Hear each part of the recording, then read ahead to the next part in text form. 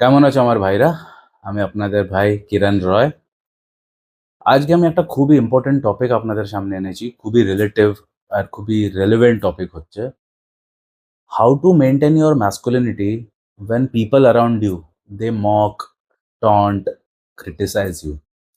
আপনারা একটা জিনিস সব জায়গায় দেখবেন এটা, যে আপনারা যাও করছেন, যাও করতে চেষ্টা করছেন, লোকেরা, সোসাইটি, নেবার্স, রিলেটিভস, ফ্রেন্ডস, পাড়ার ছেলে সবাই আপনাদের ক্রিটিসাইজ করে, টন্ট করে, মক করে। সবারই সাথে এটা হয়েছে। আমার সাথে তো খুবই প্রচণ্ডভাবে হয়েছে। খুবই বেশি হয়েছে। বিকজ আমি আগের থেকে একটা ফ্রি থিঙ্কার ছিলাম। নিজেরই রাস্তায় চলেছি, নিজেরই বিজনেস করেছি। ক্লাস টপার থেকে লাস্ট বেঞ্চার বেনে গেছি, মিউজিকে ঢুকে গেছি। আমি তো এত বেশি গালাগাল খেয়েছি যে আই ডোন্ট থিংক আর কেউ এত খেয়েছে হবে।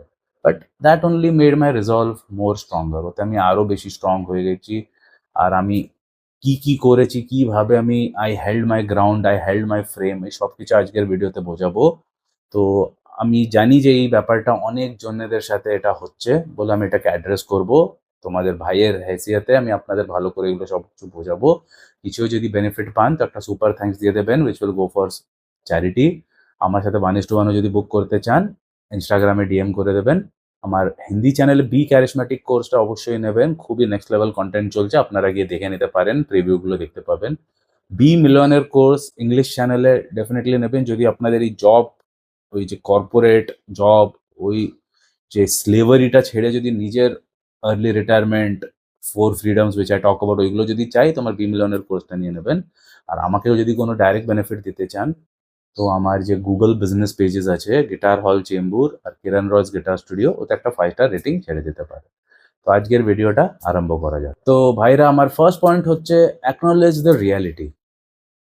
আপনারাও জানেন যে রিয়ালিটিটা এইটাই হচ্ছে, আমাদের যে সোসাইটি হচ্ছে রিয়ালিটি এইটাই হচ্ছে যে যদি তুমি দেখতে খারাপ, যদি তুমি স্টাটার করো বা স্টামার করো, হাকলানা যাকে বলে হিন্দিতে, যদি তোমরা হাকলাও, যদি তোমরা বেটে, যদি তোমরা খুব বেশি লম্বা, যদি তোমরা মোটা, কিছুও হোক, সোসাইটিরা তোমাকে মক করবে, জাজ করবে, হাসবে, মজা করাবে, ক্রিটিসাইজ করবে, করবেই। মানে কেউ যদি ওই সোসাইটির যে একটা নর্মস থাকে না, norm, whoever is not fitting that society made norms, যেমনি আমি যখন ছোট ছিলাম, 13-14 বছরের ছিলাম, সোসাইটির নর্মই ছিল যে তুই স্কুলে যাবি, টিচারকে ওবে করবি, মার্কস আনবি, হাই মার্কস আনবি, নট জাস্ট মার্কস, হাই ক্লাসে 1 2, আমি 1ই ছিলাম তো 1টাই মেনটেন রাখবি।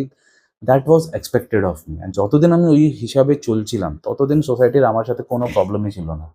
দে were very happy with the way I was. ওদের আমার সাথে কোনো প্রবলেম ছিল না।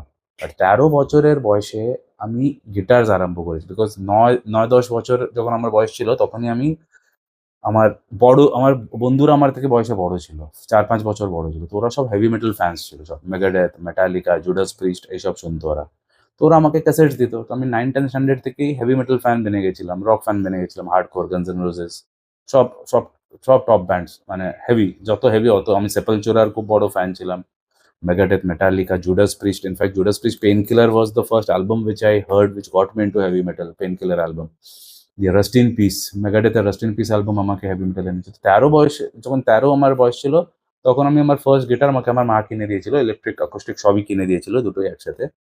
তখন আমি গিটার প্লেইংয়ে ঢুকেছি।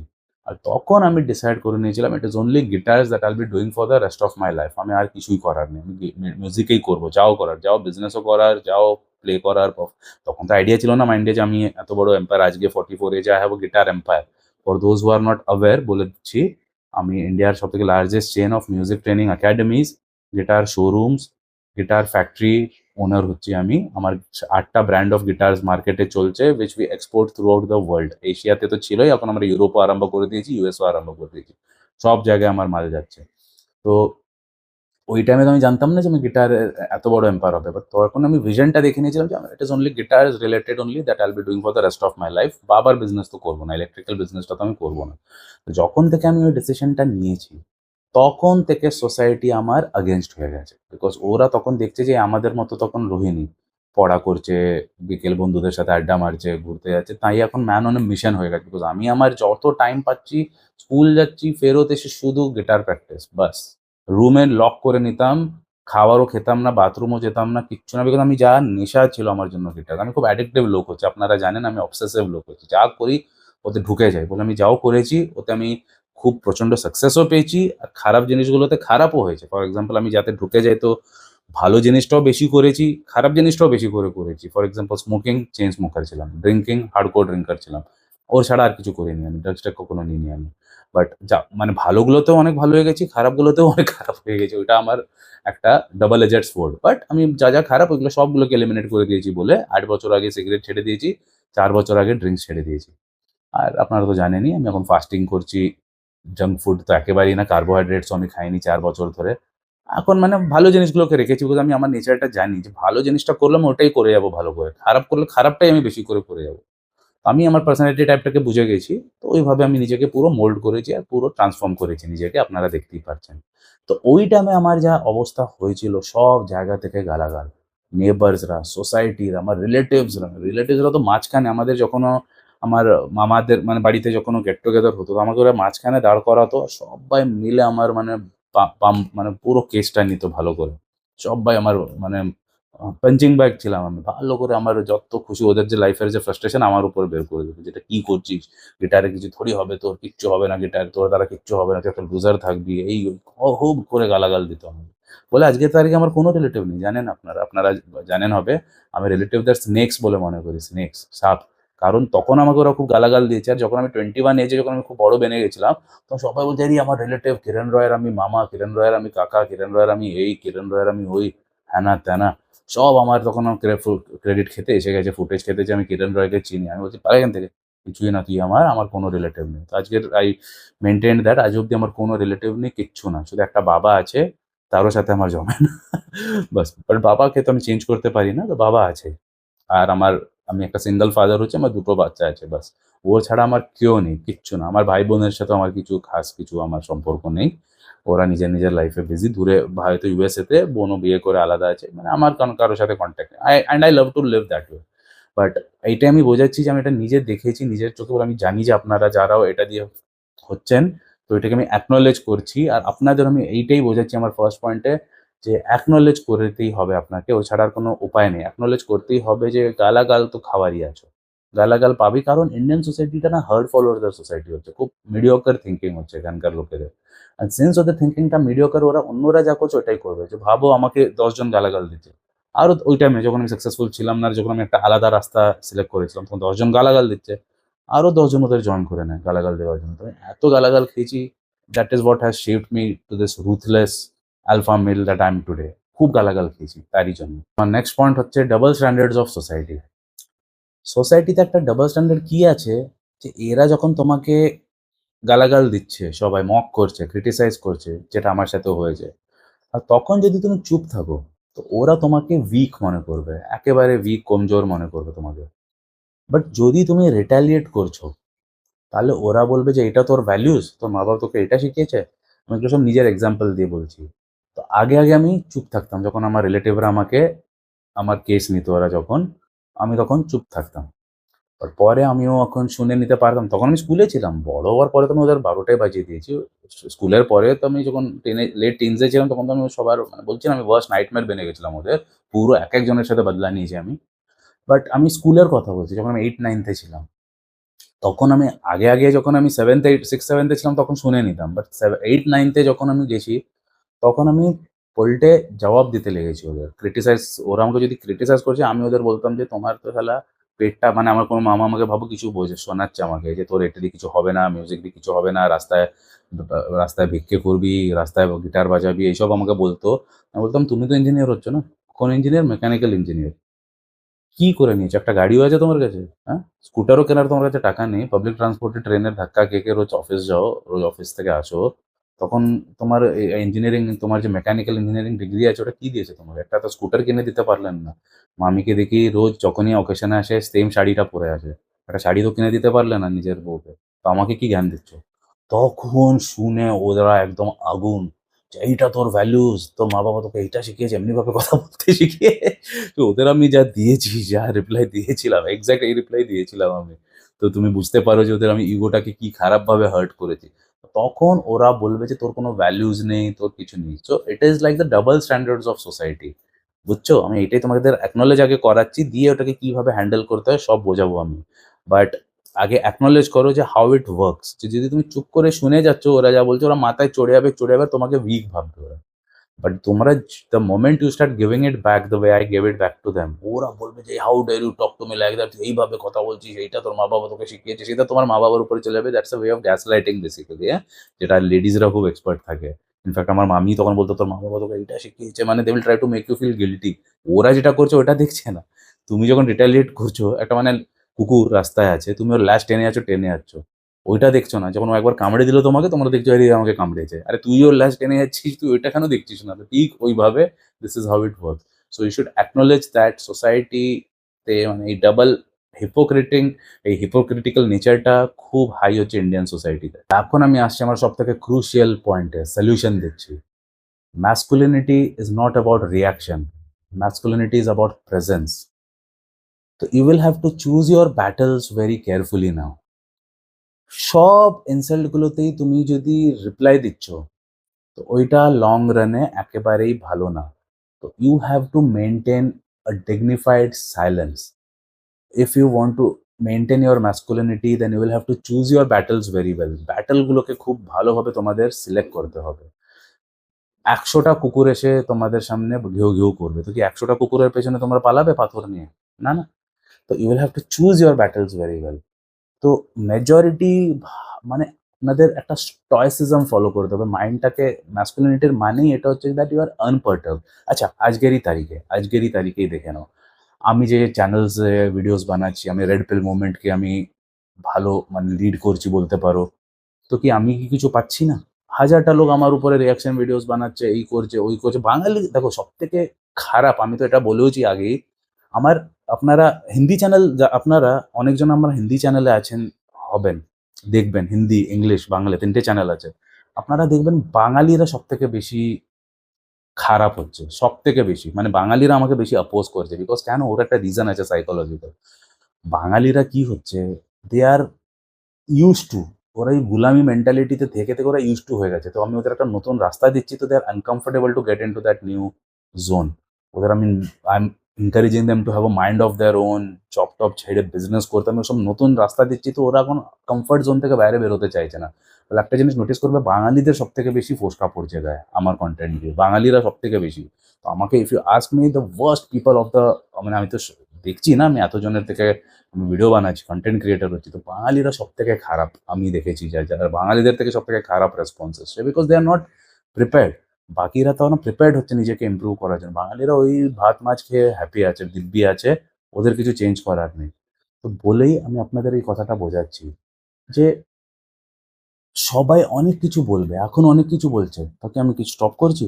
আমি তো আমার বাংলা কন্টেন্ট চালিয়ে রেখেছি। বাট আপনারাও জানেন যে বাঙালিরা, আপনারা অনেকজন কমেন্টও করেছেন যে Bengal is not ready, Bengalis are not ready for a change. বেঙ্গলিরা রেডি না, এটা আপনারাও লিখেছেন কমেন্টে। আমিও বলছি এটা বাঙালিরা রেডিই নেই। মানে তখনই তো একটা টপ মোস্ট স্টেট থেকে বটম মোস্টে এসে গেছে। কেন? They are not ready for a change, they are not ready to upgrade, they are not ready to innovate. ওরা নিজেকে রিলেভেন্ট রাখার জন্য চেষ্টাই করছে না, তো এই অবস্থাই হবে। বাট আমার বাকিরা আমার ক্রাউডই না। যারাও যারাও রেডি নেই ওরা আমার টার্গেট অডিয়েন্সই না।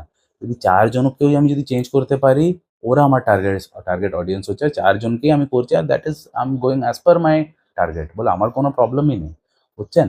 তো এইটাই আমি আপনাদের বোঝাতে ট্রাই করছি থ্রু দিস অ্যানোলজি, যে কেউ যদি কিছু বলছে তখনই ইগনোর করে দাও। বিকজ একটা অ্যাকচুয়াল ডমিন্যান্ট ম্যাসকুলিন মেল থাকে না, দে আর আনপারটার্বড। ওদের কিছু মানে ওদের কিছু যায় আসেই না, ওদের কিছুই ফারাক পড়ে না ওদের। তো তোমরা একদম বিন্দাস। আমাকে অনেকজন বাঙালিরা, মানে এত গরু হয় বাঙালিরা আমি জানতাম না ইয়ার। ওরা লিখছে যে তোমার বাংলাটা খারাপ, ভালো বাংলা করো। আরে আমি যে বাংলায় কথা বলছি ওইটাই একটা বড় কথা, ওরা ওইটা দেখছে না। They are pessimist, they are like the scums of the society, they are the scumbags of the society. Pessimist মানে এখানকার মারাঠি, আমি তো বাঙালি, তাও আমি মারাঠিতে কথা বলি। ন্যাচারালি আমি ওদের মতো মারাঠি কথা বলতে পারি না, আমার মারাঠিটা একটু খারাপই হবে as compare to a local. তো ওরা ওরা খুশি হয়ে যায়, যে বলে যে আরে বাবা তুই বাঙালি হয়ে অত ভালো মারাঠি বলছিস। দে অ্যাপ্রিসিয়েট ইট। বাট বাঙালি লোকেদের অ্যাটিটিউডটা দেখো, ওরা বলে তুমি ভালো বাংলা বলতে পারো না, তো বাংলায় বলো না, এমনি করে কথা বলো ওরা। বাট আপনাদের ওইটি তো বোঝাচ্ছি, ওরা আমাকে এমনি বলে, তো কি আমি ওতে কি রাখছি, আমি কি বন্ধ করে দিয়েছি কন্টেন্ট বানাতে? না, আরও বানাচ্ছি আমি। আমাকে ১-২ জন লিখেছে চেনটা নিচে করে কেন? এনে আমি আরো চেন নিচে করে বলছি। তো ওদের শুনতে হয় না। ওরা যেটা বলছে ওইটাই করো। ওদের না গায়ে ফোস্কাটা না আরো এত বড় হয়ে যাবে। বলে ওরা যেটা বলছে ওটা শুনে ওদের কথাটা you don't have to pay heed to their words. তোমরা নিজের হিসাবে দিক-বিক চালিয়ে যাও। আমাকে ওরা যেটাও না করতে বলছে আমি ওগুলো বেশি করে করি। বলে চেন উপরে করে চেন নিচে করবে না, এনে আরো নিচে করছি। ওরা বলে বাঙালির মধ্যে হিন্দি আর ইংলিশ মিক্স করবে না, আমি আরো করছি। क्या उखाड़ लेगा मेरा तू? হ্যাঁ? তোর অকাত আছে আমাকে কিছু করার? নেই তোদের অকাত। তো ওদেরই আমি বলছি এই কথাটা। বাট যারা ভালো লোক ওদের তো আমি ভালোই ওদের তো আমি ভাই মানি ওদের। আর যারা যে খারাপ খচ্চর লোকেরা আছে, বেঙ্গল ইজ ফিল্ড বাঙালিরা ভর্তি একদম খারাপ। উইক না ওরা উইক হার্ট ফলোয়ার্স হচ্ছে। ওদের ইগনোর মেরে দাও, ব্লক মেরে দাও। বাট ওদের রিঅ্যাকশন দেওয়ারই দরকার নেই ওইটাই আমি আপনাদের বোঝাচ্ছি। আমাকে কখনো আজ অব্দি আপনারা হিন্দি, বাংলা যেকোনো চ্যানেলে কাউকে আমাকে রিঅ্যাকশন দিতে দেখেছো? হ্যাঁ? যে ভালো ওদের আমি ভালো রিঅ্যাকশন দিই। বাট খারাপকে কখনো খারাপ রিঅ্যাকশন দিতে দেখেছো? না, না। ইনস্ট্যান্টলি ব্লক করে দিই ওদের ইনস্ট্যান্টলি। ওদের রিঅ্যাকশন দেওয়ারই দরকার নেই। কারণ সাইকোলজিক্যালি আমি সাইকোলজি স্টুডেন্ট হচ্ছি। ২৬ বছর ধরে সাইকোলজি শিখছি। ওদের শুধু একটা অ্যাটেনশন চাই। ওরা কোনো লাইফে অ্যাটেনশন পায়নি না, রেসপন্স চাই ওদের। ওরা রেসপন্সের জন্য এইসব বলে। তো বলে যারাও লাইফে কিছু পায় না, ওরা আপনাদের না নিচে দেখাতে ট্রাই করবে so that they get a response. আর ওতে ওরা একটা ইগো বুস্ট পেয়ে যায়। তো বুঝছো? তোমাকে ওই ফিডটাই কাট করে দিতে হবে by giving them any attention or by giving them a response. এখন ব্যাপারটা বুঝছেন কি বোঝাতে ট্রাই করছি? কেউ আপনাকে যদি ক্রিটিসাইজ করছে, কিছু মক করছে, খারাপ বলছে, ফিডটাকে কাট করে দাও by just keeping them invisible. অমনি দেখাও যে তুই ইনভিজিবল, তুই আমার জন্য এক্সিস্টই করিস না। Just see through them, walk through them, then see the result. এখন বুঝলাম কি আপনাদের সলিউশন দিচ্ছি। নেক্সট পয়েন্ট হচ্ছে build inner strength daily. Train your mind, train your body, train your soul, train your voice. তো কিভাবে? when I say train your body, তো running করো, ওয়েট ট্রেনিং করো, combat sports, MMA, martial arts এইসব জিনিস করো। কারণ এগুলো আমি নাম্বার 1 এই পয়েন্টটা আমি বলছি ট্রেন ইওর বডি বিকজ বাঙালিরা বডি ওয়াইজ এত উইক হচ্ছে আপনারাও জানেন। একটা অ্যাভারেজ বাঙালিদের হাইট তো আপনারা জানেনই কম হচ্ছে। 5'3", 5'4", 5'5" হবে অ্যাভারেজ হাইট। আমি নিজে আমি খুব বেশি লম্বা না আমি 5'8" হচ্ছি। অ্যাকচুয়ালি আমি 5'9" এর দিকে হচ্ছি। বাট আমি আমার ওই সাইকোলজি ভিডিওতে বুঝিয়েছিলাম যে আমি ইচ্ছা করে একটু নিচে বলি সো দ্যাট আমি যদি কম বলি আর বেশি দেখতে পেলে আরো বেশি ইমপ্যাক্ট আসে। বললে আমি 5'8" বলি বাট আমাকে যদি একটু মিলিমিটারস এড করে দিলে আমি 5'9" হয়ে যাচ্ছি। এমনি হচ্ছে। তো আমি যখন 5'8", 5'9" হয়ে আমি যখন কলকাতা আসি বা ওয়েস্ট বেঙ্গল আসি, আমি ইনফ্যাক্ট কালকে আমি ওয়েস্ট বেঙ্গলেই ছিলাম। বিকজ আমি ভুটান গেছিলাম না, তো বাগডোগরা দিয়ে গেছিলাম। তো কালকে আমি ওয়েস্ট বেঙ্গলেই ছিলাম। তো আমি যখনই ওয়েস্ট বেঙ্গলে আসি আমি নিজেকে খুব লম্বা মনে করি। দেখি সব্বাই হাইটে কম, সব্বাই। তো বাঙালিদের ন্যাচারাল বডি স্ট্রাকচারটা হচ্ছে হাইট কম। ওরা ভাত, কার্বোহাইড্রেটস খেয়ে পেটটা মোটা। সবাই স্কিনি ফ্যাট বডি বাঙালিদের। তো বলে you have to be different. You have to train your body by building muscles. দেখো হাইটের তো আমিও কিছু করতে পারবো না, তুমিও কিছু করতে পারবে না। হাইট যা হচ্ছে, হচ্ছে। বাট বডিটাকে তো আমরা চেঞ্জ করতে পারি, ওটা তো আমাদের হাতে আছে। বডিটাকে চেঞ্জ করো। জিম যাও, রানিং করো, কমব্যাট স্পোর্টস, মার্শাল আর্টস শেখো। ওতে তোমাদের বডিটা ট্রেন হয়ে যাবে। Train your voice. Especially even if you stutter, even if you stammer, talk in a calm, slow, composed fashion. আস্তে ধীরে কথা বলো, ভেবে শুনে ডিপ ভয়েস দিয়ে কথা বলো। ভয়েসটাকে ট্রেন করো। ভয়েসটা যদি তোমাদের স্ট্রং থাকে, তোমাদের 50% ব্যাটল ওখানেই শেষ হয়ে যাবে। বিকজ একটা কাম কম্পোজড ভয়েস যার থাকে না, লোকেরা না উংলি করবে না তোমাদের সাথে যখন দেখবে যে এ কাম কম্পোজড আছে। Because your voice is a window to your mind. যদি তোমার ভয়েসটাই একদম হাই পিচে চিল্লিয়ে যাচ্ছ, পক করে যাচ্ছ, ওর কোনো ভ্যালু আছে? কেউ একদম কাম কম্পোজড ওয়েতে ডিপ ভয়েস দিয়ে কথা বলছে, ও রেসপেক্ট পাবে, বুঝে যাবে তুমি আমি কি বোঝাচ্ছি। Train your mind. মাইন্ডটাকে স্ট্রং করো। কি করে? মেডিটেশন, কোল্ড শাওয়ার, রানিং করলেও ওই বেনিফিটটা ওতেও এসে যায়। But I am just giving you the ideas. মানে কোল্ড শাওয়ার নেবে, শীতকালেও ঠান্ডা জল দিয়ে চান করে দেখবে, mind, it is all mind strength পাবে ওতে। ফাস্টিং করো। আজকে আমার অ্যাজ আই স্পিক এটা আমার সেকেন্ড ডে রানিং হচ্ছে। 36 আওয়ার্স পার হয়ে গেছে। একটু ঘন্টাতে 48 আওয়ার্সও ক্রস হয়ে যাবে। 2 দিন আমার ক্রস হয়ে যাবে আজকেই। দিয়ে আমি 3 দিন ট্রাই করছি। 2 দিন তো আমার আগেও আমি করেছিলাম। 2 দিনের আমার রেকর্ড আছে, 48 আওয়ার্সের রেকর্ড আছে। বাট এইবার আমি 3 দিন 76 আওয়ার্সকে আমি টার্গেট করছি। দেখি পেরে যাবো। কারণ মেন্টাল ওইটা তো আমি শেখাচ্ছি আপনাদের। মেন্টাল স্ট্রেংথটাকে গেইন করুন। তো fasting plays a huge part মানে fasting plays a awesome part in developing your mental strength. Because এটা আমি কোনো হেলথের জন্য তো করছি না। মেন্টাল স্ট্রেংথের জন্য করছি। ৩ দিন ফাস্ট। তো আমার মঙ্ক মোডের ভিডিওটা হিন্দি চ্যানেলে আসবে, ওটাও দেখে নিন। কারণ আমি ভুটানে গিয়ে মেডিটেশন করেছিলাম। ওখানে অনেক কিছু হয়েছে ভালো জিনিস, যেটা আমি ওই ভিডিওতে বলেছি। তো ওইটা দেখে নেবেন।